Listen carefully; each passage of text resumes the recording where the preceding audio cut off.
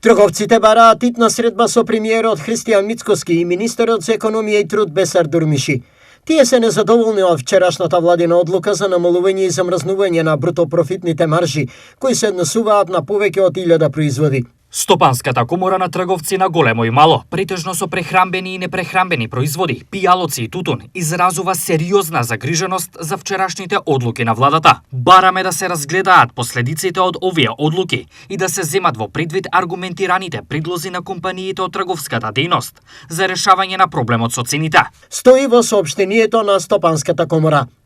Денеска реагираат на истата тема и од Социјалдемократскиот сојуз. Економијата во земјата е во слободен пат.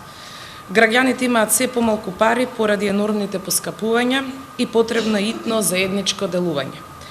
Наместо половични решенија бараме владата и парламентарното мнозинство веднаш да ги прифатат предлозите на СДСМ за намалување на ДДВ-то за струја и укинување на ДДВ-то за основните прехранбени производи.